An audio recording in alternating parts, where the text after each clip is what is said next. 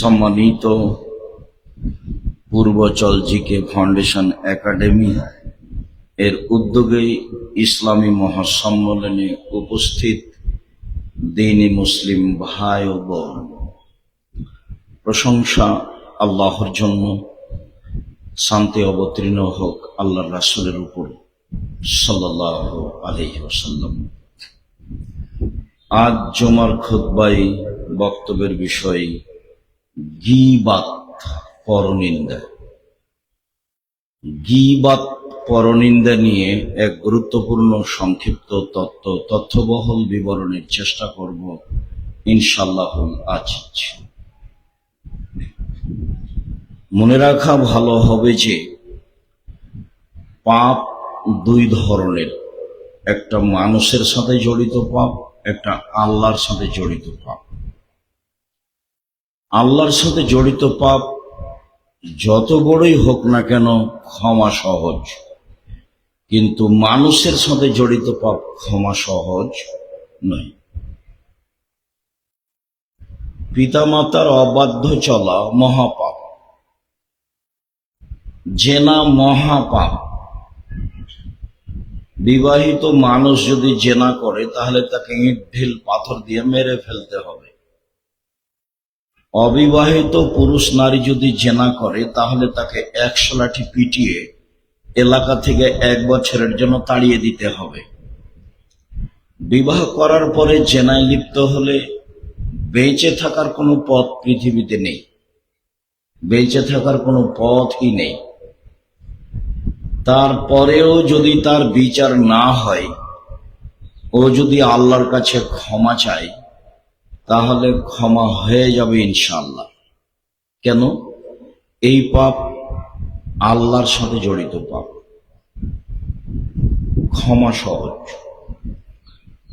পাপের জগতে সুদ মহাপাপ। আপনি অবাক হবেন,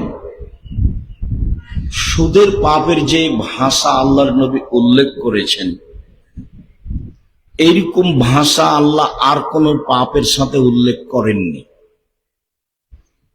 এর চেয়ে বড় পাপ আছে, কিন্তু ভাষা এমন নয়। রাসূল সাল্লাল্লাহু আলাইহি ওয়াসাল্লাম বলেন, মাইয়াকুলু দিরহামু রিবা ওয়া ইয়ালাম আসাদ্দু মিন সিত্তাতি ওয়া সালাসিনা জিনিয়া। কেউ যদি জেনে শুনে 1 টাকা সুদ খায়, 36 বার জেনা করে যত পাপ হবে, 1 টাকা সুদ খেলে তার চেয়ে বেশি পাপ হবে। কত বেশি তা হিসাব করা হয়নি। পাপটাকে জেনার সাথে লাগানো হয়েছে। 1 টাকা সুদ 36 বার জেনা করে যত পাপ হবে, 1 টাকা সুদ খেলে তার চেয়ে বেশি পাপ হবে।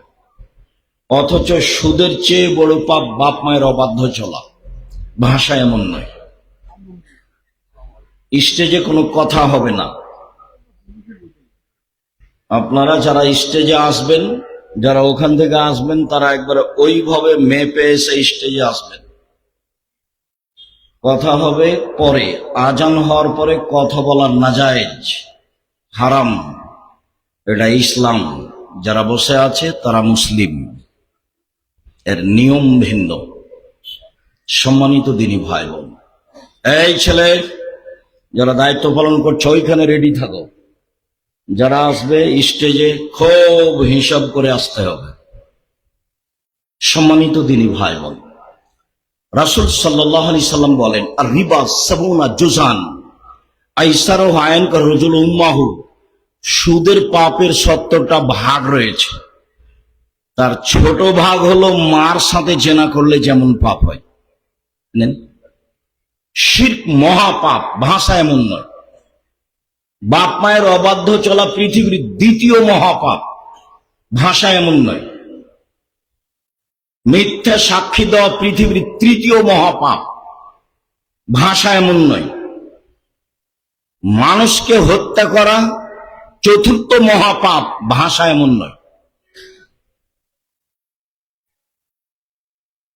একবার রাসূল সাল্লাল্লাহু আলাইহি ওয়াসাল্লাম বললেন, কেউ যদি জেনে শুনে 1 টাকা সুদ খায়, 36 বার জেনা করে যত পাপ হবে, 1 টাকা সুদ খেলে তার চেয়ে বেশি পাপ হবে। একবার বললেন, সুদের পাপের 70টি ভাগ রয়েছে। ছোট ভাগ হলো মার সাথে জেনা করলে যেমন পাপ হয়। তো সুদের পাপটাকে কার সাথে লাগিয়ে দেওয়া হয়েছে? জেনার সাথে। অন্য কোনো পাপের জন্য এরকম ভাষা নেই। এরপরেও সুদ যত বড়ই পাপ হোক না কেন, কোটি কোটি টাকা একটা মানুষ সুদ খেয়েছে, বাড়ি গাড়ি ব্যাংক ব্যালেন্স ভর্তি, আজকে রাতে বলছে আমার ভুল হয়েছে, তুমি আমাকে মাফ করো, আমি সুদের লেনদেন বন্ধ করলাম, সব পাপ ক্ষমা হয়ে যাবে ইনশাল্লাহ। কেন? এই পাপ কার সাথে জড়িত? আল্লাহর সাথে জড়িত। নির্বাচনে একজন চেয়ারম্যানের বদনাম করেছেন, যে খারাপ, এখন থেকে হজে উমরাতে গিয়ে বাকি জীবন কাবা ঘরের গিলাপ ধরে ক্ষমা চান, কান্নাকাটি করেন। কোনো একদিন যদি ক্ষমা হয়ে যায় তাহলে ইসলাম ধর্ম মিথ্যে, আল্লাহ হবেন জালেম। আল্লাহ বলেছেন আমি জালেম নই, আমি মানুষের উপরে জুলুম করব না। ইন্নী হারামতু যুলমা আলাইয়া, জুলুম আমার উপরে হারাম করেছি, আমি আল্লাহ নিজের উপরে জুলুম করব না। তুমি যার বদনাম করেছো ক্ষমা তার কাছে নাও। গীবত, দোকানে বসবেন না, শতবার বক্তব্যে বলা আছে, আড্ডা পিটবেন না। আপনি পৃথিবীকে যত সহজ মনে করেছেন, পৃথিবী তত নয় সহজ। বুখারী মুসলিমের হাদিস, আল্লাহ রাসূল বলেছেন ফাত্তাকুদ দুনিয়া ওয়াত্তাকুন নিসা, পৃথিবীর মানুষ তোমরা মহিলা থেকে বেঁচে থাকো এবং পৃথিবী থেকে বেঁচে থাকো, পৃথিবী তোমাকে ধোকায় ফেলবে। সম্মানিত দিনী ভাই বোন, গীবত মানুষের সাথে জড়িত পাপ। 5 ওয়াক্ত সালাত আদায় করা ফরজ। ইবাদতের জগতে সবচেয়ে ভিন্ন ধরনের ব্যতিক্রম বিরল ইবাদত হলো সালাত, যা মানুষের সাথে আপোষ করে না। অবাক ইবাদত। হজ আপোষ করে, হজ একটা ফরজ ইবাদত। আপনি এবছর যেতে চাচ্ছেন, গেলেন না, সামনে বছর যাবেন, যান, সমস্যা নেই। যাকাত একটা ফরজ ইবাদত, 2 মাস আগে দিতে চাচ্ছেন দেন, 20 দিন পরে দিতে চাচ্ছেন দেন, এই যে আপোষ আছে। রমজান মাসের সিয়াম একটা ফরজ ইবাদত, আপনি অসুস্থ, ভালো লাগছে আপনাকে, লাগছে না, ছেড়ে দেন, পরে করেন। সফরে আছেন, ছেড়ে দেন, পরে করেন। এ দেখেন, ফরজ বিধান কিন্তু মানুষের সাথে আপোষ করে। সালাত এমন একটা বিধান যে মানুষ অসুস্থ, না ওযু করতে পারে না, না পানি নেই, না কাপড় নেই, না উলঙ্গ আছে, না ঝামেলা আছে, না আকাশে আছে, না পানিতে আছে, না শত্রু পিছনে দৌড়াচ্ছে, এমন কোন পৃথিবীতে পরিস্থিতি নাই যে পরিস্থিতিতে তাকে সালাত নামাজ পড়তে হবে না। এরকম কোন পৃথিবীতে পরিস্থিতি নাই, তার নাম সালাত। 80 বছর বয়স, একদিনও সালাত আদায় করেনি। আজকে বলছে আমার ভুল হয়েছে, আল্লাহ তুমি আমার মাফ করা, আজ থেকে আমি সালাত শুরু করলাম, ইনশাআল্লাহ তার অতীতের সব পাপ ক্ষমা হয়ে যাবে। এই পাপ কার সাথে জড়িত? আল্লাহর সাথে জড়িত। গীবত, স্টলে বসে আরেকজনের বদনাম করেছেন, সে আপনার কোনো ভাই, মাওলানা, যে হোক না কেন, ক্ষমা চান দেখি আল্লাহর কাছে। কোনদিন যদি ক্ষমা হয়ে যায় আল্লাহর কাছে ক্ষমা চেয়ে, তাহলে বুঝতে হবে ইসলাম ধর্ম মিথ্যা। ইসলাম ধর্ম মিথ্যা নয়, ইসলাম ধর্ম সত্য, আপনার ক্ষমা হবে না, এটাই চূড়ান্ত। বদনাম যার করা হয়েছে ক্ষমা তার কাছে আছে, সেখানেই ক্ষমা চাইবেন। জীবনে কত ক্ষমা চাইবেন? এই জন্য রাসূল সাল্লাল্লাহু আলাইহি ওয়াসাল্লাম বলেছেন মুখখান কন্ট্রোল রাখো, বেঁচে যাওয়া। আসছে একটু পরে। সম্মানিত দিনী ভাই বোন, আজকের আলোচনা গীবত, পরনিন্দা, মানুষের সাথে জড়িত পাপ। মহান আল্লাহ বলেন ওয়াইলুল লিকুল্লি হুমাযাতিল লুমাযা, সামনেও পিছনে বদনাম করে যারা, ওয়াইল নামক জাহান্নামে যাবে তারা। সিদ্ধান্ত আগেই। সামনেও পিছনে গীবত করে যারা, জাহান্নামে যাবে তারা। জুবাইর ইবনে মুতঈম রাদিয়াল্লাহু তাআলা আনহু বলেন রাসূল সাল্লাল্লাহু আলাইহি ওয়াসাল্লাম বলেছেন, লা ইয়াদখুলুল জান্নাতা কাত্তাত ওয়া ফি রিওয়ায়াতিন নাম্মাম। চুগলখড়ি করে যে, বদনাম গীবাত করে যে, এখানকার কথা ওখানে লাগাই যে, ওখানকার কথা এখানে লাগিয়ে পরিবেশ নষ্ট করে যে, সে জান্নাতে যাবে না। বুখারী মুসলিম। লা ইয়াদখুলুল জান্নাত, জান্নাতে যাবে না। এই কথা আমি বলিনি, এই কথা মুহাম্মদ সাল্লাল্লাহু আলাইহি সাল্লাম বলেছেন। আপনাকে আমাকে তিতা লাগলে কিছু আসে যায় না, কথা এটাই চূড়ান্ত। গীবাত, মহান আল্লাহ বলেন, ইয়া আইয়ুহাল্লাযীনা আমানু ইজতানিবু কাসীরাম মিনায-যন্ন ইন্না বা'যা-যন্নি ইসম। পৃথিবীর মানুষ, তোমরা মানুষের উপরে ধারণা করা থেকে বেঁচে থাকো। নিশ্চয় কিছু ধারণায় পাপ হয়, ধারণা করবেন না। ও মনে হয় এটা বলেছে, ও এটা মনে হয় করেছে, ধারণা করবেন না। রাসূল সাল্লাল্লাহু আলাইহি ওয়াসাল্লাম বলছেন, শোনো, তিনজন মানুষ সফরে গেলে দুইজন মিলে আপসে কথা বলো না। কথা বললে তিনজন মিলেই বলিও। কেন? দুইজন মিলে কথা বললে তৃতীয় জন ভাববে আমার বিষয়ে মনে হয় বলছে, তখন একটু কান লাগিয়ে শোনার চেষ্টা করবে, ও বিপাকে পড়ে যাবে। কাজেই সফরে তিনজন মিলেই কথা বলিও, দুইজন মিলে কোনো কথা আপসে বলিও না, ধারণা খারাপ হবে।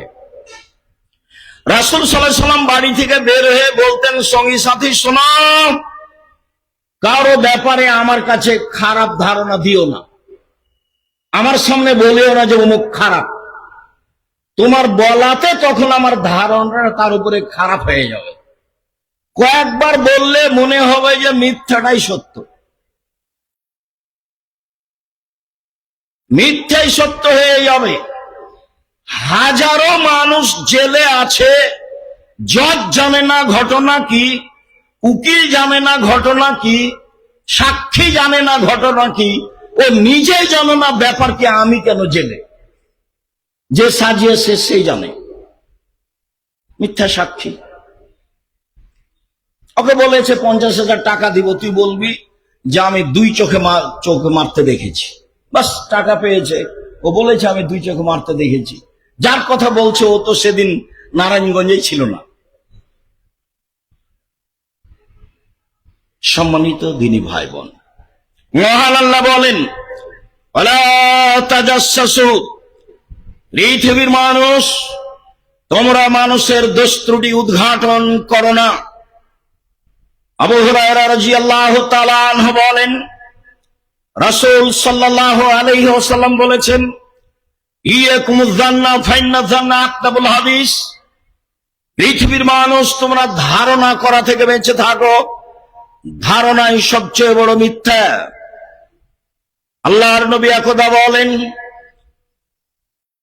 সবচেয়ে বড় পাপ হলো আল্লাহর সাথে শিরক করা, দ্বিতীয় মহাপাপ হলো উকুকুল ওয়ালিদাইন, পিতামাতার অবাধ্য চলা, তৃতীয় মহাপাপ হলো কওলুজ জুরি, মিথ্যা কথা বলা। আর এখানে আল্লাহ রাসূল বলছেন ধারণাই সবচেয়ে বড় মিথ্যা। মিথ্যা কথা হলো পৃথিবীর তৃতীয় মহাপাপ। মিথ্যা কথা পৃথিবীর তৃতীয় মহাপাপ। অত্র বুখারী মুসলিমের হাদিসে রাসূল সাল্লাল্লাহু আলাইহি সাল্লাম বলেন, ধারণাই সবচেয়ে বড় মিথ্যা। তারপরে তিনি বলেন, ওয়ালা তাহাসসু। পৃথিবীর মানুষ, তোমরা মানুষের গোপন কথা কান লাগিয়ে শোনো না। ওরা দুইজন কি বলছে এটা শোনার চেষ্টা করিও না। ওরা স্বামী স্ত্রী কি বলছে এটা শোনার চেষ্টা করিও না। কেউ যদি কারো গোপন কথা শোনার চেষ্টা করে, তাহলে মুসলিম গ্রন্থে এসেছে, বিচারের মাঠে তামাকে জাহান্নামের আগুনে গলিয়ে তার কানে ঢেলে দেওয়া হবে। মানুষের গোপন কথা শোনা হারাম। মানুষের গোপন কথা শোনা কাবিরা গুনাহ। ওয়ালা তাজাসসু, পৃথিবীর মানুষ, তোমরা মানুষের দোষ ত্রুটি উদ্ঘাটন করো না। মানুষের দোষ ত্রুটি উদ্ঘাটন করা নাজায়েজ, হারাম। 40 বছর পরে আগে একটা মানুষ কি করেছে, আজকে সেটা আপনি পেপার পত্রিকায় লিখছেন। সাংবাদিক তলিয়ে তলিয়ে মানুষের দোষ ত্রুটি জিজ্ঞাসা করে পেপার পত্রিকায় লিখছে। কারো জানা নাই বিষয়টি কত কঠিন। আমি বলেছি, জনাব, পৃথিবীতে উপার্জনের আরো পথ আছে, সেগুলো বাছাই করেন, সাংবাদিকতা ত্যাগ করেন। শুনুন, দোষ ত্রুটি উদ্ঘাটন করা হারাম। আল্লাহর নবী বলেন, মান সাতারা মুসলিমান সাতারাহুল্লাহু ফিদ দুনিয়াল আখিরাহ। কেউ যদি কারো দোষ ত্রুটি ঢেকে রাখে, আল্লাহ তাআলা তার দোষ ত্রুটি ইহকালে ও পরকালে ঢেকে রাখবেন। বুখারী, মুসলিম। মুসলমান হিসাবে আপনার জরুরি উচিত আপনার শত্রুর দোষ ত্রুটি ঢেকে রাখবেন। শত্রুর দোষ ত্রুটি বলতে ভালো লাগে, মিঠা মিঠা লাগে। অল্প দিন বাঁচতে এসে ক্ষতিগ্রস্ত হয়ে বাঁচতে চাইেন না, লাভ নেই।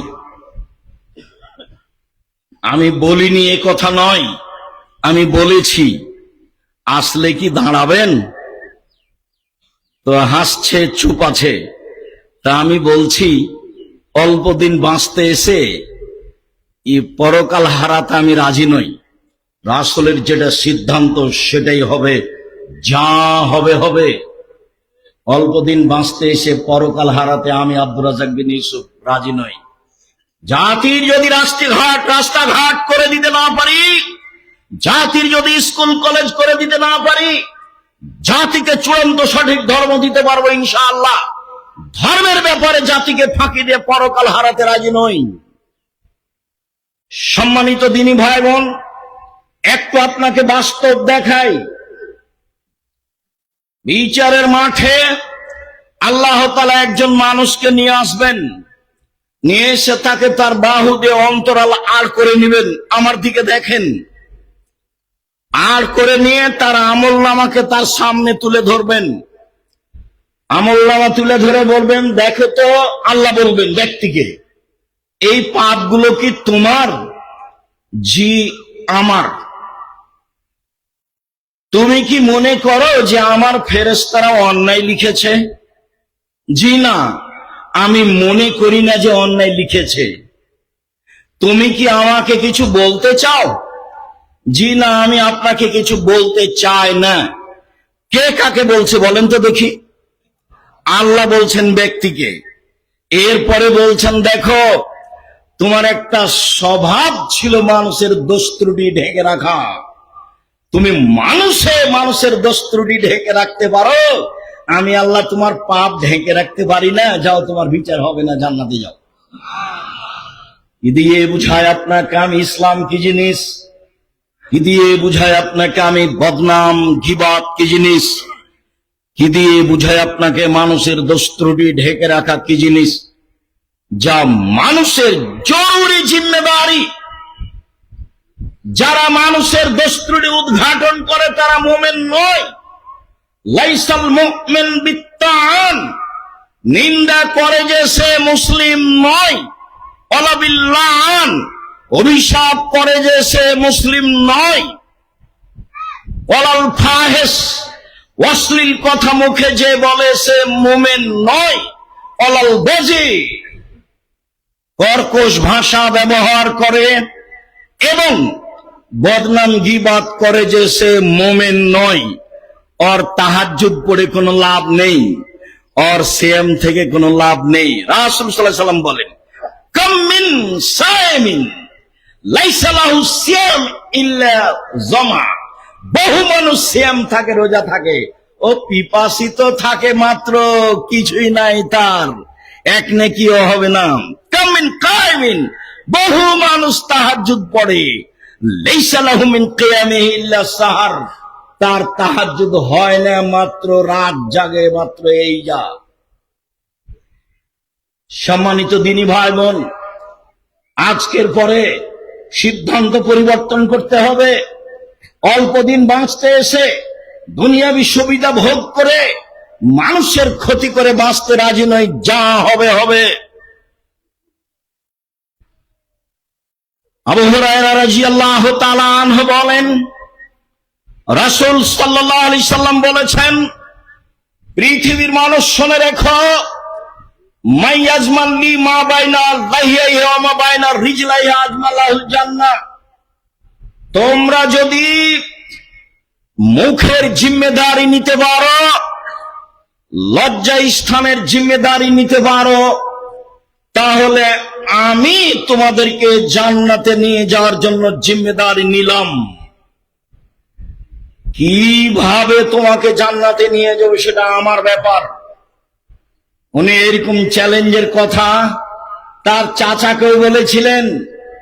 তার চাচাকে বলেছিলেন, চাচা শুধু লা ইলাহা ইল্লাল্লাহ বলেন, বাকিটুকু বিচারের মাঠে দেখে নিব। শুধু লা ইলাহা ইল্লাল্লাহ বলেন, বাকিটুকু বিচারের মাঠে দেখব। লা ইলাহা ইল্লাল্লাহ না বললে আমার দেখার কোনো পথঘাট থাকবে না। আল্লাহর নবী তার মায়ের জন্য সুপারিশ করতে চেয়েছিলেন, ক্ষমার অনুমতি হয়নি। ইব্রাহিম আলাইহিস সালাম তার বাপের জন্য ক্ষমা বিচারের মাঠে চাইবেন, হবে না। ইহকালেও হয়নি। পৃথিবীর দ্বিতীয় মহাপুরুষ ইব্রাহিম আলাইহিস সালাম, মানে সুযোগ না থাকলে কিছু বলা যায় না। ইব্রাহিম আলাইহিস সালামের বাপের পক্ষে কিছু বলার মতো সুযোগ ইহকালেও ছিল না, পরকালেও থাকবে না। মুহাম্মদ সাল্লাল্লাহু আলাইহি সাল্লামের মায়ের পক্ষে কিছু বলার সুযোগ ইহকালেও ছিল না, পরকালেও থাকবে না। মুহাম্মদ সাল্লাল্লাহু আলাইহি সাল্লাম বলেছিলেন, চাচা লা ইলাহা ইল্লাল্লাহ বলেন, সুযোগটা করে দেন, বাকিটুকু আমি দেখব। সুযোগ হয়নি। যখন মারা গেল, আলী বললেন, আপনার চাচা মারা গেছে। আল্লাহর নবী বললেন, যাও গর্ত খুঁড়ে মাটিতে পুঁতে দাও। জানাজা হবে না, গোসল হবে না, কাফন দাফন হবে না। পৃথিবীতে মুহাম্মদ সাল্লাল্লাহু আলাইহি সাল্লামের ভালোবাসার লোক, ছায়া করে থাকার লোক, তাকে মান সম্মানে রাখার লোক তার চাচা ছাড়া তার জীবদ্দশায় কেউ ছিল না, একমাত্র তিনি। এরপরেও ভাতিজা চাচার কোনো উপকার করতে পারলেন না। বলেছিলেন, লা ইলাহা ইল্লাল্লাহ বলেন, বাকিটুকু দেখব। সম্মানিত দিনী ভাই বোন, পৃথিবীর মানুষ শুনে রেখো, মুখে মানুষের বদনাম গীবাত করো না, জেনায় লিপ্ত হও না। বিচারের মাঠে বাকিটুকু আমি দেখব ইনশাআল্লাহ। উকবা ইবনে আমির রাদিয়াল্লাহু তাআলা আনহু বলেন, রাসূল সাল্লাল্লাহু আলাইহি সাল্লামকে জিজ্ঞাসা করা হলো, মান নাজাত, বাঁচার পথ কি? কি করে জাহান্নাম থেকে বাঁচা যাবে? তিনি উত্তরে বললেন, শোনো, আমসিক লিসানাক, মুখখান বন্ধ রেখো, মুখে মানুষের বদনাম গীবাত করো না, জাহান্নাম থেকে বেঁচে যাবা।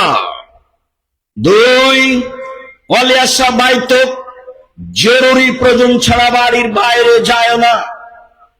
কাজ শেষ হয়ে গেলে বাড়ি আসবে।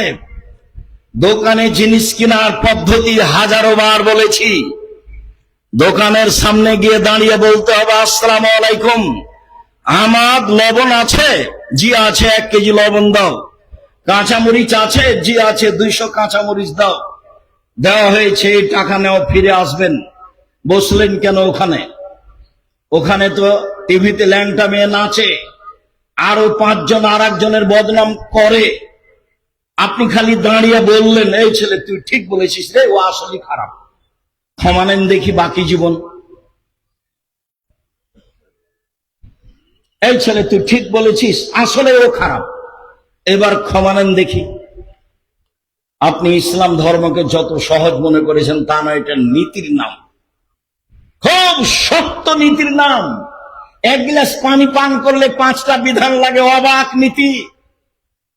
পেশাব পায়খানার জন্য 8টা নিয়ম লাগে, অবাক নীতি। জাহেলিয়াতের মোকাবেলায় এসেছে ইসলাম, নিয়ম নীতি এটা ঠেকিয়ে দিয়ে এটা চালু করবে। এক গ্লাস পানি পান করলে 5টা বিধান লাগে। ডান হাতে গিলাস ধরতে হয়, বসে পান করতে হয়, বিসমিল্লাহ বলতে হয়, 3 শ্বাসে পান করতে হয়, পান শেষে আলহামদুলিল্লাহ বলতে হয়। মনে রাখা ভালো হবে, যে বিধানে 1 গ্লাস পানি পান করতে 5টা বিধান লাগে যে ধর্মে, সেই ধর্ম আপনার আমার মতো হুমসি খেলি চলে, এটা ভুল কথা। সেটা অবশ্যই একটা নিয়মের উপরে চলে। আমি আর আপনি বুঝে বিবেচনা করে কাজ করি। রাসূল সাল্লাল্লাহু আলাইহি সাল্লাম একদা বললেন, পৃথিবীর মানুষ শুনে রেখো, মান কানা জাওয়াজহাইনি ফিদ দুনিয়া কানা লাহু লিসানান মিন নার। বিচারের মাঠে যার 2 মুখ হবে। মানুষের 2 মুখ হয়?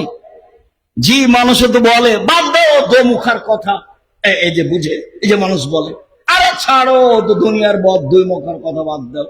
তার মানে এখানে এক কথা বলে, ওখানে এক কথা বলে, মানুষই বলছে যে 2 মুখার কথা বাদ দাও। তো রাসূল সাল্লাল্লাহু আলাইহি সাল্লাম বলছেন, দুনিয়াতে যার 2টা মুখ হবে, বিচারে তার মুখে আগুনের 2টা জিহ্বা হবে, লিসানান মিন নার, আগুনের 2টা জিহ্বা হবে, আগুনের। মানুষের বদনাম করে কি করবেন? অল্প সুবিধা ভোগ করে কি করবেন? কেন অল্প সুবিধা ভোগ করতে যান? কেন মাথায় এটা আসে? সম্মানিত দিনী ভাই বোন, আবু হুরায়রা রাদিয়াল্লাহু তাআলা আনহু বলেন, রাসূল সাল্লাল্লাহু আলাইহি সাল্লাম বলেছেন, আশারুন নাসে ইয়াউমাল কিয়ামা, সবচেয়ে নিকৃষ্ট মানুষ সেই, সবচেয়ে জঘন্য মানুষ সেই, বিচারের মাঠে সবচেয়ে খারাপ মানুষ সেই, বিচারের মাঠে আল্লাযী ইয়াতি হাওলায় ওয়া ইয়াতি বিহাওলায়, যে এখানে এক কথা বলে, ওইখানে আরেক কথা বলে, এখানে এক কথা বলে, সেইখানে আরেক কথা বলে, সে হলো বিচারের মাঠে সবচেয়ে খারাপ মানুষ। তাহাজ্জুদ পড়ে জান্নাত কিনবো এই হিসাব ছেড়ে দেন, মুখখান আগে বন্ধ করেন, পরে তাহাজ্জুদ। মুখ বন্ধ না করলে বিচারের মাঠ টিকবে না। মুখই সবচেয়ে বড় বিপদ। একাধিক হাদিস আসছে ধারাবাহিক, আপনি প্রস্তুত থাকুন কান লাগিয়ে মনোযোগ সহকারে শোনার জন্য। সম্মানিত দিনী ভাই বোন, আব্দুল্লাহ ইবনে উমর রাদিয়াল্লাহু তাআলা আনহু বলেন, রাসূল সাল্লাল্লাহু আলাইহি সাল্লাম বলেছেন, পৃথিবীর মানুষ লা তুযুল মুসলিমিনা, তোমরা একজন আর একজনকে কষ্ট দিও না কথা ও কর্মে। ওয়ালা তাত্তাবিউ আওরাতিহিম, মানুষের পিছনে পড়ো না বদনাম করার জন্য।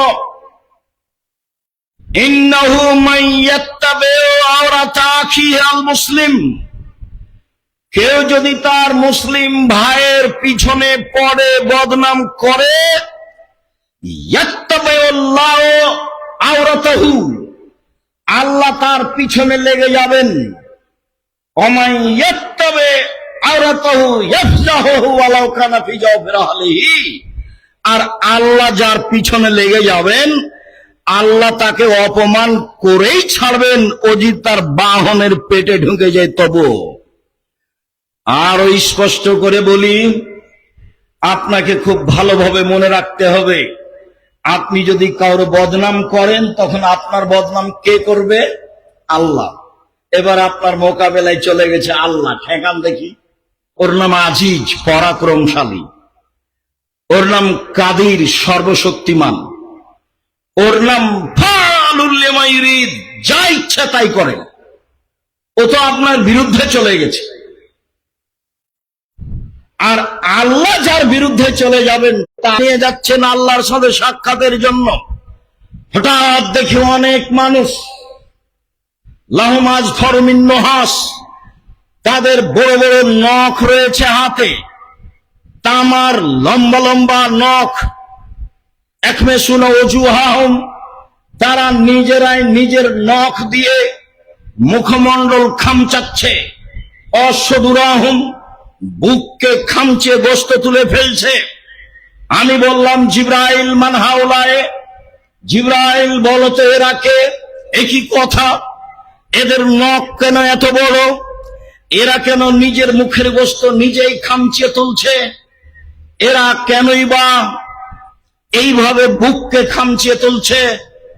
আল্লাহ রাসূল বললেন এই কথা। তখন জিবরাইল উত্তরে বললেন, হাউলাই আল্লাযীনা ইয়াকওয়ারাজুন নাস, এরা হচ্ছে ওরা যারা মানুষের বদনাম করত। হলো, বেঁচে থাকেন, বদনাম করে আপনি সুবিধা ভোগ করতে যায়েন না। উপার্জনের পথ চারটে, দিন রাত বলছি। একটা হলো দিন মজুরি, গ্রহণ করেন, কারো পিছনে পড়তে হবে না। 2, চাকরি, যে কোনো চাকরি বৈধ, গ্রহণ করেন। 3, জমি চাষ, বেগুন চাষ করেন। 4, ব্যবসা। তখন রাসূল সাল্লাল্লাহু আলাইহি ওয়াসাল্লাম বলছেন, পৃথিবীর মানুষ শুনে রাখো, সত্যবাদী বিশ্বস্ত ব্যবসায়ীরা বিচারের মাঠে নবীগণের সাথে থাকবেন। আবার অবাক ইনকাম, অবাক। ইব্রাহিম আলাইহিস সালামের সাথে থাকতে পাবেন। বাদাম বিক্রি করলে তবে সত্য হতে হবে। বিদেশ থেকে মাল নিয়ে এসে ব্যবসা করলেও তবে বৈধ হতে হবে জিনিস, তারপরে যা হবে হবে। উপার্জনের সবচেয়ে উত্তম পথ ব্যবসা। আল্লাহ রাসূল নিজে করতেন, এটাকে তিনি পছন্দ করেছেন।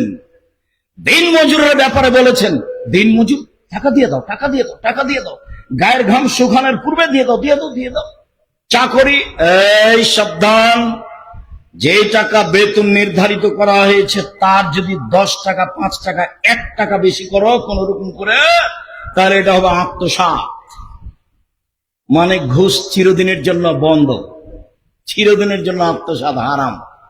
10 টাকা বেতন পায়, 10 টাকায় তার রুজি। তারপরে বলছেন জমি চাষ, না, জমি চাষে মানুষের অন্তর শক্ত হয়ে যায়, মানুষ ভীরু হয়ে যায়, পছন্দ করলেন না। তারপরে যখন বললেন ব্যবসা, তখন বললেন নবীগণের সাথে থাকতে হবে। সম্মানিত দিনী ভাই বোন, মানুষের বদনাম করে অল্প সুবিধা ভোগ করতে যায় না, এভাবে আসে, ভালো হবে। আল্লাহ তুমি আমাদেরকে বুঝে আমল করার তৌফিক দান করো। আল্লাহুম্মা সাল্লি আলাইহি আল্লাহ মুবারক। রাসূলের সামনে তখন আল্লাহ রাসূল বলছেন, ইরজে, বাড়ি ফিরে যাও, আস্তাগফিরিল্লাহ, ক্ষমা চাও, তুব ইলাইহি, তওবা করো। আল্লাহ রাসূল বললেন না কেন, কি হয়েছে, তোমাকে পবিত্র করব কেন, এই কথা বললেন না। তবে রাসূল সাল্লাল্লাহু আলাইহি ওয়াসাল্লাম যা বললেন তাতে বোঝা যাচ্ছে যে মহাপাপ আছে। 1, ফিরে যাও। 2, তওবা করো। 3, ক্ষমা চাও। তওবা করতে বলবেন কেন? মহাপাপ না হলে তওবা করতে বলবেন কেন? কিছু একটা আছে। একটু গিয়ে আবার ফিরে এসে বলছে, তাহরিন ইয়া রাসূলুল্লাহ, আল্লাহ রাসূল আমাকে পবিত্র করেন। তখন আল্লাহ রাসূল বলছেন, ইরজে, বাড়ি ফিরে যাও, আস্তাগফিরিল্লাহ, ক্ষমা চাও, তুব ইলাইহি, তওবা করো। লোকটি চলে গেল। একটু গিয়ে আবার ফিরে এসে বলছে, আল্লাহ রাসূল আমাকে পবিত্র করুন। আল্লাহ রাসূল বলেন, ইরজে, বাড়ি ফিরে যাও, আস্তাগফিরিল্লাহ, ক্ষমা চাও, তুব ইলাইহি, তওবা করো। লোকটি চলে গেল। আবার ফিরে এসে বলছে, আল্লাহ রাসূল আমাকে পবিত্র করেন। তখন আল্লাহ রাসূল বলছেন, আবেহি জনন, ও কি পাগল? আরে আমি বলছি ও চলে যায়, যায় না কেন?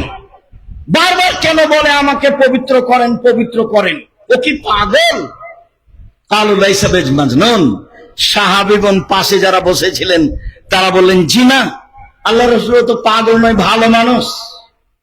তখন আল্লাহ রাসূল বলছেন, আশারে বা খামরান, তাহলে কেউ মদ পান করেছে, তাই তার মস্তিষ্ক বিকৃত হয়েছে, সে আমার কথা বুঝে না, ঘটনা কি তাই? ফাঁকা মারা জলন ফস্তান কাহাউ, লাভ দিয়ে একজন সাহাবী দাঁড়িয়ে তার মুখে নাক লাগিয়ে মুখটা সঙ্গে দেখে বলছেন, মাশারে বা খামরান, আল্লাহ রাসূল এ তো মদ পান করেনি, না তো, এ তো মদ পান করেনি, এ তো মস্তিষ্ক বিকৃত হয়নি। এখন আল্লাহ রাসূল বলছেন, আজ আনাইতা তুমি জেনা করেছ?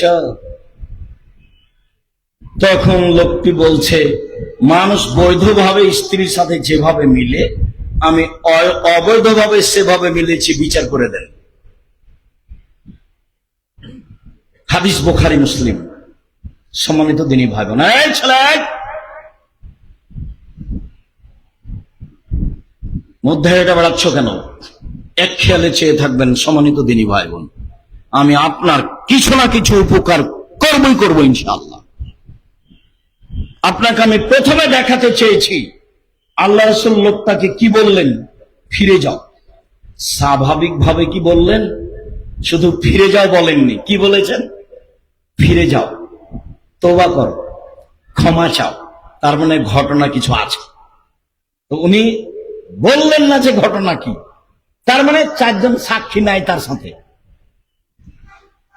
আবার বললেন ফিরে যাও, ক্ষমা চাও, তওবা করো। আবার বললেন ফিরে যাও, ক্ষমা চাও, তওবা করো। আবার বললেন যে ফিরে যাও, ক্ষমা চাও, তওবা করো। আবার বললেন যে লোকটা কি পাগল? জি না, লোকটা ভালো মানুষ। বললেন যে লোকটা কি মদ খেয়েছে? জি না, লোকটা ভালো মানুষ, মদ খায়নি। তখন বলছেন তুমি জেনা করেছ? এটা প্রথমে বলতে পারতেন না? প্রথমে বলতে পারতেন, তার কথা রাসূলের মুখ দিয়ে আছে, ফিরে যাও, তওবা করো, ক্ষমা চাও। তাহলে তার কাছে ধরা পড়েছে এরকম কিছু ব্যাপার আছে। কিন্তু সাক্ষী ছিল না, যার জন্য তিনি কিছু বলছেন না। সম্মানিত দ্বীনী ভাই বোন, রাসূল সাল্লাল্লাহু আলাইহি ওয়াসাল্লাম কিভাবে মানুষের দোষ ঢেকে রাখতে চেষ্টা করেনি, এর সাথে আর একটু কথা আছে। ইনি মাইজ ইবনে মালিক গরিব মানুষ, ধনী মানুষের বাড়িতে কাজ করতেন। তার নাম হাজ্জাল বা হুজ্জাল। যাক, কথা প্রকাশ হয়ে গেছে, বিচার হয়ে গেছে, ইট ঢেল পাথর দিয়ে মারা শেষ, কথা শেষ। কোন একদিন আল্লাহর নবী রাস্তা দিয়ে হেঁটে যাচ্ছেন, আর হুজ্জাল আসছেন, মুখামুখি দেখা। আল্লাহ রাসূল বলছেন, হুজ্জাল লাউ সাতারতা খাবারা মাইজ ইবনে মালিক লাকুনতা খায়রান কাসীর। তুমি মাইজ ইবনে মালিককে আমার কাছে কেন পাঠিয়েছিলে হুজ্জাল? তুমি যদি মাইজ ইবনে মালিকের ঘটনাটা লুকিয়ে রেখে দিতে, তোমার কাপড় দিয়ে ঢেকে রাখতে, তাহলে যে কত ভালো হতো। ঘটনা মাইজ ইবনে মালিকের স্ত্রীর সাথে জেনা, মাইজ ইবনে মালিকের জেনা হয়েছিল হুজ্জালের স্ত্রীর সাথে। হুজ্জাল ধনী মানুষ, তাকে হুজ্জাল খুব ভালোবাসতেন। নিরুপায় হয়ে হুজ্জাল বলেছিলেন, যাও রাসূলের কাছে গিয়ে পরামর্শ নাও, দেখো তিনি কি বলেন। ভালো আশায় পরামর্শ নিতে এসেছিল, কিন্তু আল্লাহ রাসূল চেষ্টা করে তার দোষ ঢেকে রাখতে পারেননি। শেষ পর্যন্ত বিচার হয়েই গেছে। কোন একদিন মাইজ ইবনে মালিকের মালিকের সাথে দেখা, হুজ্জালের সাথে। তখন আল্লাহ রাসূল বলছেন, হুজ্জাল, তুমি যদি তার ঘটনাটা লুকিয়ে রাখতে, তাহলে যে কত ভালো হতো। তুমি কেন আমার কাছে পাঠালে? আমার কাছে কোনো ঘটনা প্রকাশ হয়ে গেলে তার বিচার হবেই। কথা কি বুঝতে পেরেছি? এখন যেটুকু বুঝেছি, তাতে বাকি জীবন মানুষের দোষ ত্রুটি বলে বেড়াবো না ঢাকবো। সফলতা অর্জন করতে যায় না অল্প দিন মানুষের বাঁচতে এসে, সে যত বড়ই শত্রু হোক, সে যত বড়ই শত্রু হোক। সম্মানিত দ্বীনী ভাই বোন, রাসূল সাল্লাল্লাহু আলাইহি সাল্লাম বলেন, শালা রাসূলুল্লাহ সাল্লাল্লাহু আলাইহি সাল্লাম আন আকসারে মাইদখিলান নাসান নারা। আল্লাহ রাসূল, মানুষ বেশি বেশি জাহান্নামে যায় কেন? মানুষ বেশি বেশি জাহান্নামে যাওয়ার কারণ কি? তখন আল্লাহ রাসূল বললেন, আল ফারজ অল ফাম, লজ্জা স্থান ও মুখ। মুখ যখন কন্ট্রোলে রাখতে পারবে না, তখন ও জাহান্নামে যাবে। আবু মুসা আশআরী রাদিয়াল্লাহু তাআলা আনহু বলেন, আল্লাহ রাসূল বললেন, কাইফা বিকুম নবী করতে চাই, আমাকে মারতে চাই, তাহলে কি আমি মুখ খুলবো না? তখন আমি কি করব? এটা উত্তর সাহাবীর। তখন আল্লাহ রাসূল বলছেন, শোনো, ওই সময় আদমের দুই ছেলের ভালোটার মতো হবা। বুঝতে পারলেন কথা? আদমের দুই ছেলের ভালোটার মতো হবা। আদমের দুই ছেলের একজন বলল, কাবিল, এই হাবিল, তোকে আমি মারবো। তখন হাবিল বলছে যে তুমি মারো মারো, আমি তোমাকে মারবো না। আপনি এখন কি করবেন? তুমি বদনাম করো করো, আমি তোমার বদনাম করব না। পারবেন না? গায়ে তো রক্ত মাংস আছে, পারবেন না কেন? চেষ্টা করেন। আমার জীবনে বড় দুটো ত্যাগ। আমি আমার নিজের কথা বলছি, আমার জীবনে আমি কোনোদিন মানুষের বদনাম করবো, এটা আমার ত্যাগ। যা হবে হবে ইনশাআল্লাহ, প্রতিশোধ নেব না। কেউ যদি ধুয়ে ছেড়ে দেয় উল্টা কিছু বলে, আমি মুখ খুলব না, এটা আমার জীবনের ত্যাগ। এবং ও আমাকে পিছনে নিয়ে যেতে পারবে না, তার পিছনে নিয়ে যাওয়ার কোনো পথ নাই। আমাকে পিছনে নিয়ে যাওয়ার জন্য একজনের হাত আছে, যিনি উপরে আছে। 1 মিনিটের জন্য মানুষের কাছে আমি সম্মান চাইনি। যেমনি ভাবে এটা আমার ত্যাগ, তেমনি ভাবে আমার একটা আকাঙ্ক্ষা, স্বাদ, আমার মনে বড় স্বাদ, আমি এই দেশের মাটিতে উন্নত মানের প্রতিষ্ঠান গড়বই গড়ব ইনশাআল্লাহ, যেখানে ছেলে মেয়ে বাংলা, ইংরেজি, আরবি উন্নত মানের শিক্ষা অর্জন করে জাতির অন্যায়ের বিরুদ্ধে লড়বে। মুখে কলমে মিডিয়ায় লড়বেই লড়বে। মুখে লড়ে যাচ্ছি, কলমে লড়ে যাচ্ছি, মিডিয়ায় লড়ে যাচ্ছি, বদনাম গীবাত ছাড়াই যে কোনো মূল্যে মুখ খুলতে রাজি নেই মানুষের বিরুদ্ধে। সম্মানিত দিনী ভাই বোন, কেউ যখন খুব গালি দেয় আমাকে, গালিও শুরু করে মা থেকে আর বোন থেকে, তারপরে গালি দিতে দিতে তখন থেমে যায় আর দেয় না, তখন আমি আবার রিং দিই, দিয়ে বলি, ভাইজান মোবাইল দেখেই টাকা শেষ হয়ে গেছে, মনে হয় গালি আরো বাকি ছিল, থাকলে দিয়ে নেন। ওর মন্দ, ওর বিরোধিতা আমার গায়ে কোন কাজ করে না। ওর বদনাম, ওর গীবাত, ওর বিরোধিতা, ওর মাকে নিয়ে কথা বলা, আমার মাকে নিয়ে, আমার বোনকে, আমার গায়ে কোন কাজ করে না। সরিষার সম পরিমাণ কাজ করে না। আমেরও কথার 5 পয়সা দাম দিতে রাজি নই। দেখেন আপনি, আমি 90 সাল থেকে মাঠে আছি, 90 সাল থেকে 36 বছর চলছে। অপ্রয়োজনীয় বাক্য বলিনি, মানুষের বিরুদ্ধে কথা বলিনি, কোনোদিন মাঝাব নিয়ে কথা বলিনি। টিকে আছি তো, এই যে আছি, দেখেন এই যে বেঁচে আছি, এই যে আপনার সামনে কথা বলছি, আলহামদুলিল্লাহ।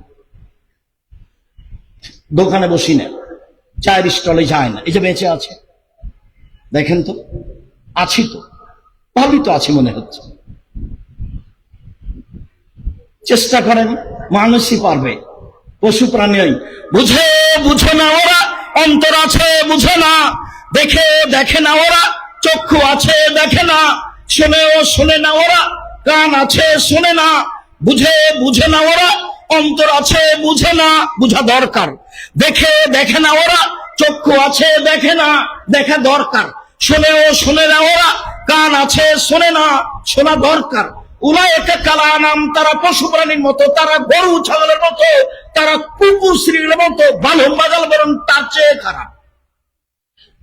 দোকানে বসে মানুষের বদনাম করেন, আপনাকে যদি আমি কুকুর শ্রীর চেয়ে খারাপ প্রমাণ করতে না পারি, আমি আব্দুর রাজ্জাক বিন ইউসুফ এই জিকের মাঠে বক্তব্য শেষ করলাম, জিন্দেগিতে আর কোনোদিন কথা বলবো না। আপনার সাথে ওয়াদাবদ্ধ, যদি আপনাকে আমি পশু প্রাণীর চেয়ে বেশি খারাপ প্রমাণ করতে না পারি। আমি এই কথা বলিনি, এই কথা আল্লাহ তাআলা বলেন। বুঝে বুঝে না ওরা, অন্তর আছে বুঝে না, দেখে দেখে না ওরা, চক্ষু আছে দেখে না, শুনেও শোনে না ওরা, কান আছে শোনে না। উলায়েকা কালানাম, তারা পশু প্রাণীর মতো, তারা গরু ছাগলের মতো, তারা কুকুর শ্রীর মতো, বালু মাজার বরং তার চেয়ে খারাপ। সম্মানিত দিনী ভাই বোন, চেষ্টা করব, চেষ্টা করে যাচ্ছি, স্বাদের কথাটাও বলে যাচ্ছি। স্বাদ 2013 সালের 24 আগস্ট রোজ মঙ্গলবার সকালে 11টার সময় আপনার বাড়ির পাশে হাঁটাবো, বীর হাঁটাবো, রূপগঞ্জ, নারায়ণগঞ্জ, ঢাকা, কাঁঠাল গাছের নিচে বলেছিলাম, আমার হাতে টাকা নাই, এ কথা সত্য, এখানে প্রতিষ্ঠান গড়বে, এ কথা সত্য, ইনশাল্লাহ গড়বেই গড়বে। কিভাবে গড়বে তা আমার জানা নাই। প্রায় 100 বিঘা জমির উপরে, যা দেখে আসেন, দেখেন না কেন, আপনার নিজস্ব সম্পদ। আপনার নিজস্ব সম্পদ। আমার উপরে সংকীর্ণতা থাকলে ভুল আপনার, আপনার ব্যাপার আমার কোনো সংকীর্ণতা নেই। আপনি আমাকে গালি দিয়েছেন না মন্দ বলেছেন, সে বিবেচনা আমি করি না। এই যে একটু আগে বললাম, ওই বিবেচনা আমি করি না, আমার করার প্রয়োজন নেই। আপনি আমাকে কি বলেছেন সে বিবেচনা আমি করি না, আপনার ওই কথার বিবেচনার করার আমার প্রয়োজন নেই। সম্মান কার হাতে আছে? উপরে আছে, এটা আমার দৃঢ় বিশ্বাস। উনি যাকে দিবেন তার সফলতা হবেই। 2017 সালের 16ই ফেব্রুয়ারি 2016 সালের 17ই ফেব্রুয়ারি রোজ বুধবার বলেছিলাম, জামিয়া সালাফিয়া ডাঙ্গিপাড়া পাওয়া রাজশাহী, আমার হাতে টাকা নেই, এই কথা সত্য। এখানে প্রতিষ্ঠান গড়বে, এই কথা সত্য। 50 বিঘার উপরে প্রতিষ্ঠান, 50 বিঘা। মেয়েদেরটা 70 বিঘা জমির উপরে, দিনাজপুরেরটা 20 বিঘা জমির উপরে। 5000-এর বেশি ছেলে মেয়ে পড়াশোনা করে। 519 জন ইয়াতীম অসহায় রয়েছে। প্রায় 45 লক্ষ টাকা বেতন লাগে। দেশের সবচেয়ে বড় প্রতিষ্ঠান জামিয়া সালাফিয়া, দেশের শিরক মুক্ত প্রতিষ্ঠান জামিয়া সালাফিয়া, দেশের বিদআত মুক্ত প্রতিষ্ঠান জামিয়া সালাফিয়া, দেশের দল মুক্ত প্রতিষ্ঠান জামিয়া সালাফিয়া, দেশের সংগঠন মুক্ত প্রতিষ্ঠান জামিয়া সালাফিয়া, দেশের দল মুক্ত প্রতিষ্ঠান জামিয়া সালাফিয়া, দেশের সংগঠন মুক্ত প্রতিষ্ঠান জামিয়া সালাফিয়া, দেশের হিংসা মুক্ত প্রতিষ্ঠান জামিয়া সালাফিয়া, দেশের সর্ববৃহৎ প্রতিষ্ঠান জামিয়া সালাফিয়া। আলহামদুলিল্লাহ, 100 জন শিক্ষক এক জায়গাতে বসে থাকলে কেউ কারো বিরুদ্ধে মুখ খুলতে পারবে না।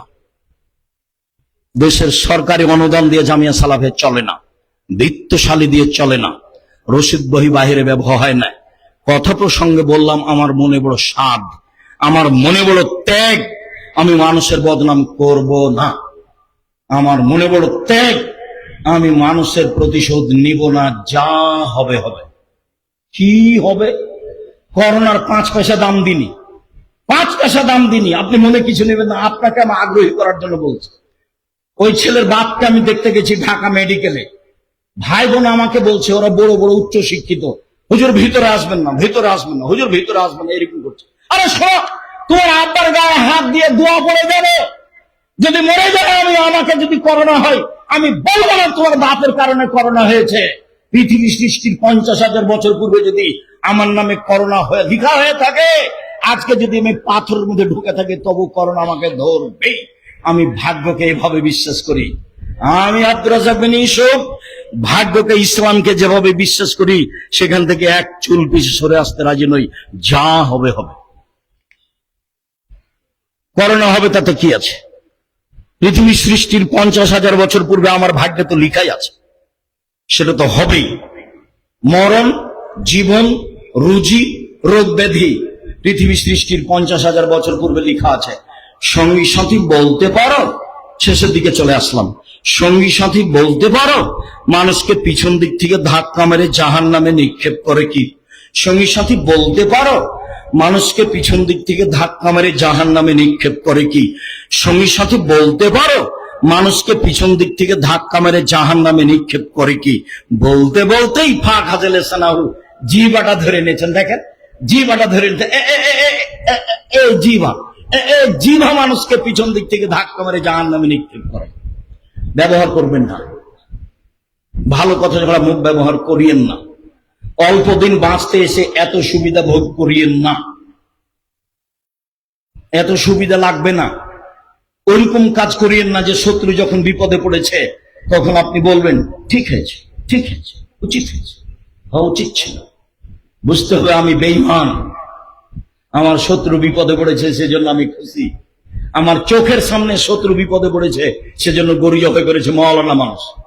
কি জবাই করেছে বলেন তো? গরু জবাই করেছে আমার চোখের সামনে খুশিতে। শত্রু বিপদে পড়েছে সেই জন্য। এটা আমার চোখের সামনের ঘটনা। যেমন ভাবে ভাই ভাই গন্ডগোল করে ঢেঁকি কেটে ভাগ করে নিচ্ছে, এটা আমার চোখের সামনের ঘটনা। গ্রামের ব্যাপার, ভাই ভাই ঝগড়া লেগেছে, তখন দৌড়িয়ে গেছি, কেমন ঝগড়া দেখছি, তো এখন ভাই ভাই ঢেঁকিটা কেটে ভাগ করছে। ভাইজান বুঝতে পারছেন? দুই ভাই কি করলো? ঢেঁকি কেটে ভাগ করে নিল। আর বলছে এভাবে চিল্লাচ্ছার, বলছে আমার ভাগের জমি তোর কাছে বিক্রি করব, এমন মানুষের কাছে বিক্রি করব যে তোকে গুতাতে পারে।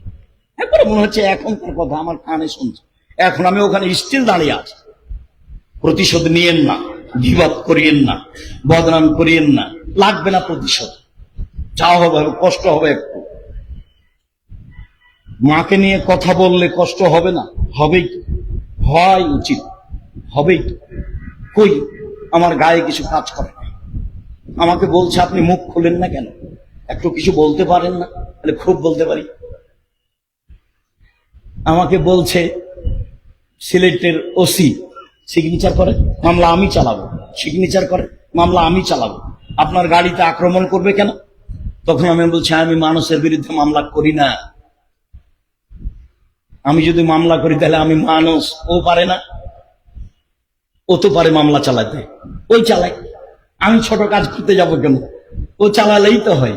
সম্মানিত দিনী ভাই বোন, জিকে মাঠে যারা আছেন, আপনাদের ভালোবাসা জিকে মাঠের এই প্রতিষ্ঠানের উপরে হোক, এটা আমি আন্তরিকভাবে কামনা করি। এ ব্যাপারে আমার কিছু কাছে কোনো দুর্বলতা নেই। আপনার কিছু হওয়াতে আমাকে খারাপ লাগে না। আমি তখন মনে করি এটা আপনার হবেই। আমি যদি আপনার চেষ্টা করি ঠগানোর, তাহলে আমি পিছে পড়ে যাব। কাজেই আপনারটা ঠগাতে আমি যাব না, আপনার ক্ষতি করতে আমি যাব না। এটা আমার জীবনের কাজ নয়। জীবন বাজি রেখে চেষ্টা চালিয়ে যাচ্ছি। জামিয়া সালাফের অধীনে 700 মক্তব চলে। 700 কি দিয়ে আপনি বিরোধিতা করবেন? 700 মক্তব শুরু করবো একবারে তেতুলিয়া থেকে টেকনাফ পর্যন্ত ইনশাআল্লাহ। একবারে তেতুলিয়া থেকে টেকনাফ পর্যন্ত মক্তব চালু করবো ইনশাআল্লাহ। সারা বাংলাদেশে জামিয়া সালাফে গড়বো ইনশাআল্লাহ। প্রায় কয়েকটা 8-10টা প্রায় চলমানের কাছাকাছি সব প্রায় জেলাতে জামিয়া সালাফের জমি আছে। ব্যবস্থা আল্লাহ করে। তা আমি আপনার বড় কিছু দেখতে যাব কেন? সম্মানিত দিনী ভাই বোন, আমি আপনাকে আন্তরিকভাবে অনুরোধ জানাচ্ছি, জিকের এই কাজগুলিকে মূল্যায়ন করার চেষ্টা করুন। সালাত শেষে অবশ্যই ছেলেরা আপনাদের কাছে সহযোগিতার জন্য যাবে, কম হোক বেশি হোক, নিজেকেও বঞ্চিত রাখবেন না।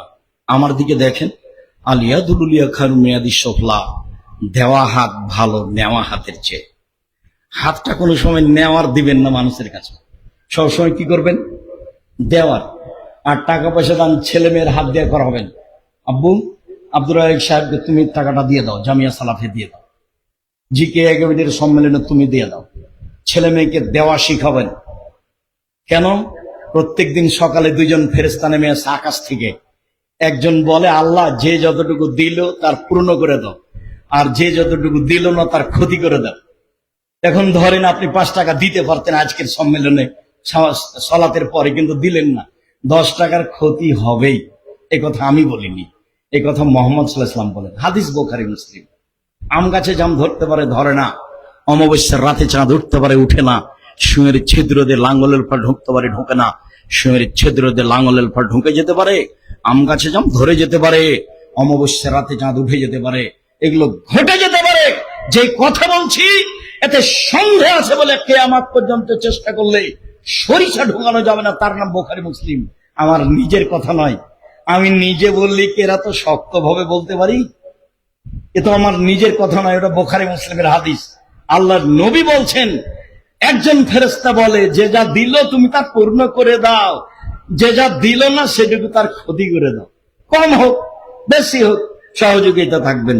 খুতবার শেষে এসে সম্মানিত দিনী ভাই বোন, সকল দিনী ভাই বোনকে আন্তরিকভাবে অনুরোধ, আজ থেকে নিয়ে বাকি জীবন পর্যন্ত বদনাম বিবাদ বন্ধ।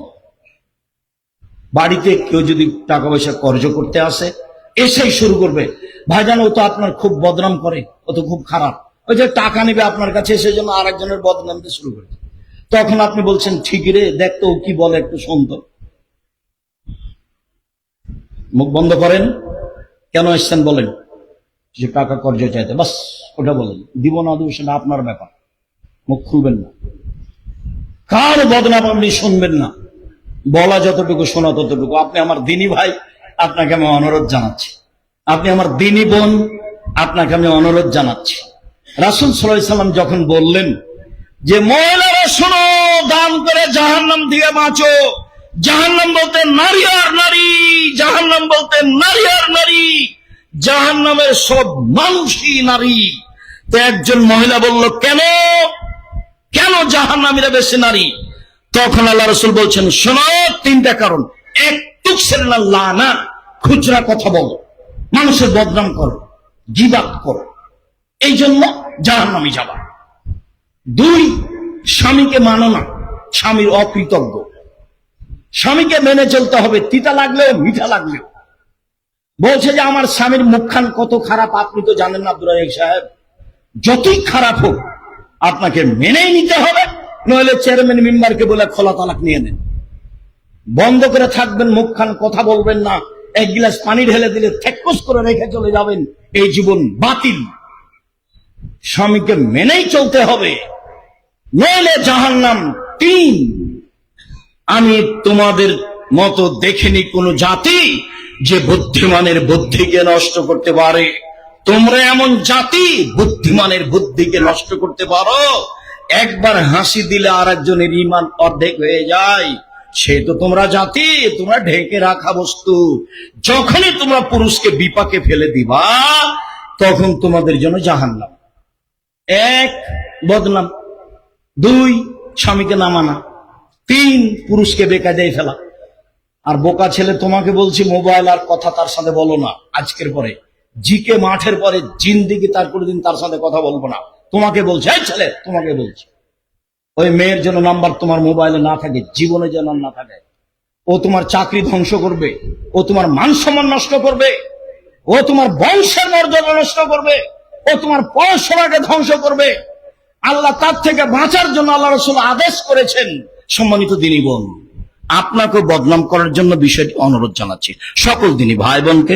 আজকের বদনাম গীবতের আলোচনাকে যথাযথভাবে মূল্যায়ন করার আন্তরিকভাবে অনুরোধ জানিয়ে, সালাতের শেষে যারা ছেলেরা আপনাদের কাছে যাবে, ছেলেদেরকে যার যতটুকু সম্ভব সহযোগিতা করার অনুরোধ জানিয়ে, আমরা যারা আমাদের মারা গেছে, আল্লাহ তুমি তাদের কবরের শাস্তি মাফ করো। যারা আমরা অসুস্থ, তুমি তাদের আরোগ্য দান করো। যারা আমরা বেঁচে আছি, তুমি তাদেরকে তোমার রাসূলের পদ্ধতি অনুযায়ী চলার তৌফিক দান করো।